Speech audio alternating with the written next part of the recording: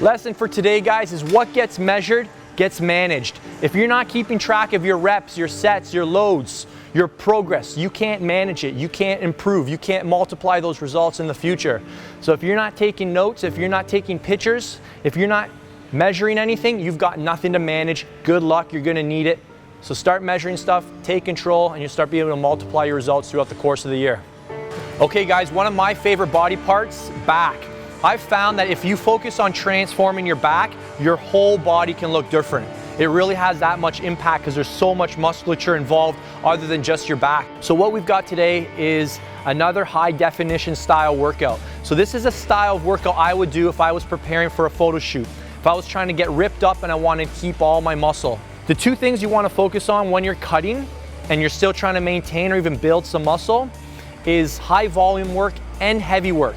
Today we're going to strategically place the heavy work in the middle of the workout. So we'll start off with 2 back exercises that will superset, and then 1 back exercise for just some heavy work, and then 2 more back exercises that will superset as well. All right, this is a killer workout. If your back hasn't grown in a while, this workout will do the trick. Let's get going. Okay, exercise number 1 of the superset is a dumbbell pullover on a decline bench. The decline bench gives you more stretch at the bottom, creates a greater arc, so there's more resistance. So one of the tips I've never heard anybody else give is keeping your abs locked down on a decline bench. This is what's gonna allow to keep the tension on your lats, because most people just let go of it and then they start feeling it in their joints, and this is when you can hurt yourself. So lats are tight, come back as far as you can, and then you just come back up to here. Because right here, I'm resting. Here, I'm still being pulled back. So this is where we stop. Exercise 2 is a little difficult to set up, but if you can, it's worth it, because over there, as you guys saw with the dumbbell, it gets easy at the top. The cable allows us to keep more resistance, more tension on the lats at the top. So we're doing what we didn't do over there. So we're not overlapping in resistance patterns. Right, little more. Now go back. Good. What I love about this one is which direction is that cable pulling you? That way. So we have to resist that. So that really forces you to accentuate the negative. Exercise 3, 5 sets, 3 to 5 reps. So I assume most of you guys will need to go weighted. We'll get the belt out and I want you guys to load up some weight. Whatever you got to add. For people watching at home, you need to have healthy shoulders to be able to do an underhand pull-up, because you need to be able to get into external rotation. So if you're not able to get into external rotation and have a comfortable grip like this, then go with a neutral grip, all right? Much healthier. And when you're pulling, I don't want your always be conscious of keeping that external rotation with the shoulders, okay? Because you don't want to, if you let go at the top, then you turn your elbows out and you put a lot of force through your wrists with that weight hanging from you. So at the bottom, make sure you're keeping those elbows facing this way, okay? So don't let the tension completely off. Exercise 1 of our last superset is an overhand grip, bent over rows. Whenever you're holding a barbell, elbows just naturally drop outwards, all right? Neutral shoulder position. The more your hips are behind your base of support, it's like a teeter-totter. You're centered on the teeter-totter, right? So you don't want to be like this, or I'm falling forward. So you want to be conscious of your butt position. You want your glutes way behind your base of support, which requires you to soften up your knees. And that way you can create a solid trunk. See how my back is nice and flat? It's strong too, I feel good here. And then I row, all right? And just pull straight up. So when you're in this position, think about driving your feet down and pushing your ass away, and that's what keeps your ass behind your base of support, and that's what gives you a strong pillar to work around. It's very hard to get a back workout if you don't have this stuff setting up the exercise, okay? Next exercise, T-bar rows. So we're not gonna overlap what we just did with the barbell. We're gonna go with this grip here, or if we use the machine over there, we'll go with the neutral grip, all right? So what we're thinking about here is pushing into the pad while we pull up, all right? No change in chest position. Just think about getting your elbows to the ceiling. That's your cue, elbows to the ceiling, all right? And that's your workout. 4 sets, let's go.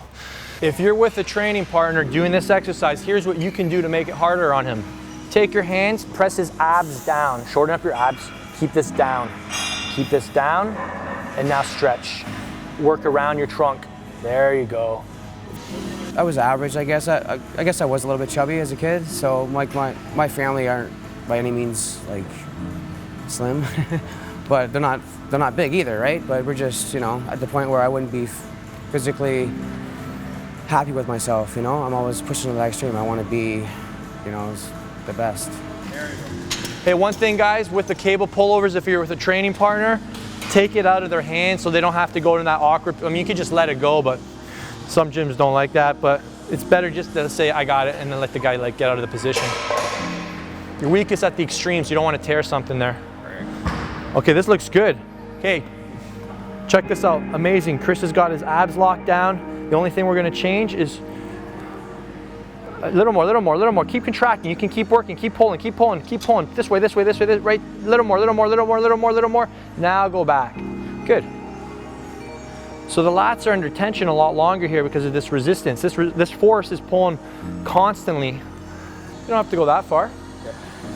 Because so I want everybody to see this. Why doesn't he need to go that far? Keep going, keep going, keep going. Pause right there. All right. Pause. Just see how the line of force is going directly through his joint, so then there's nothing being challenged.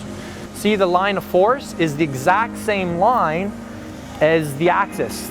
You know, the force is going right through the wrist, the elbow, and the shoulder in a straight line. So there's no more 90-degree angle creating any force, any torque on the muscle. Keep going, keep going, keep going. Finish that. You're not done. Keep going, keep going. Right there. That's where you finish, yeah. Keep going, come on. Keep going, keep going. Wide lat spread, wide lat spread. Keep going right there. Good. I want you to keep those abs short even when you're going through the eccentric. Keep those abs short, keep those abs short. That's gonna force those lats to really stretch. Good. Think backwards, think backwards.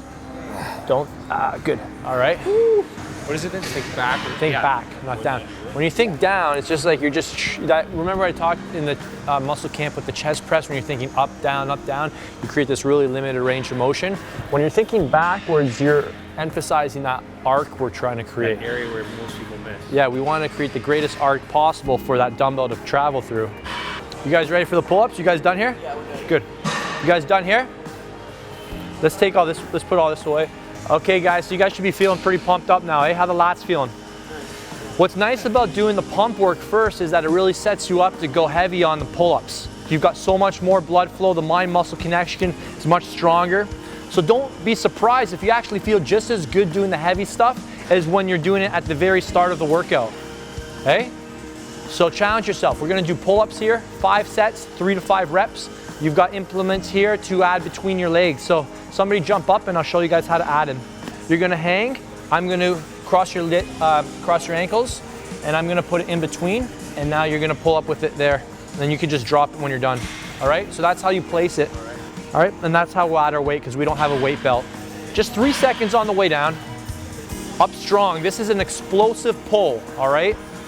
When we go heavy, we think explosive.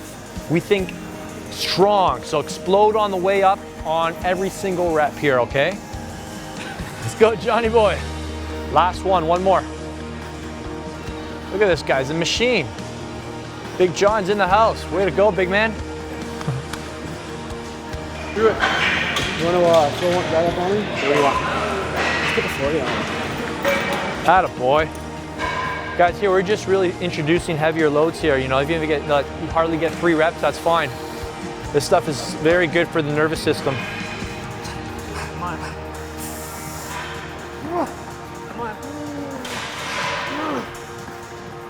So just to give you guys a little insight on this workout, the idea really here is not to just get the 5 reps, it's to go as heavy as possible. So that was the best thing what you did right there. Just when you can't get up with the load, then you're done. There we go. Come on, you gotta work for this, buddy. Come on, make it happen. Let's go. Over the top. Come on, you're not done yet. You're not done yet. You got this. Come on. What you guys will find after doing that heavy lifting, the stuff you're gonna go do now, the higher rep pump work, it should feel lighter than normal, all right? So challenge yourself. Even though it's the end of the workout, you'll find that this stuff sets you up for heavier weights than you normally would do, okay? So that's why we put it in the middle of the workout. It sets up a strong finish. I've been pretty much following Vince since my whole training journey began, and of course, I'm looking to get bigger, get more ripped, just look better and feel better. Actually lean into it more. And now I want somebody to be down here and I want them to help them through the sticky point. I want them to feel, keep going. You're missing all the good stuff. You're missing the good stuff. There we go. Now right to there and pull back. So this is an exercise where you almost need a partner to get anything out of it, because the hardest part is at the back. That's where the weight's the heaviest and that's where you're the weakest. So this is an exercise where you want somebody to take you through that sticky point. Just a little help. Just giving them you're giving them like 1 pound at a time. Don't give them any more than 1 pound at a time. But seriously, great glutes is gonna help them support this exercise better. Good.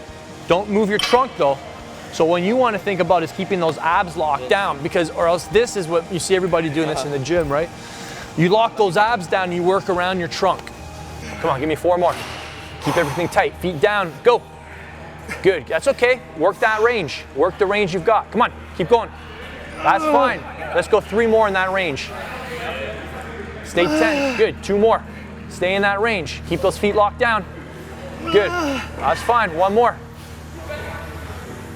There we go, that's fine. So we lost range, but we worked with what we had. I love it.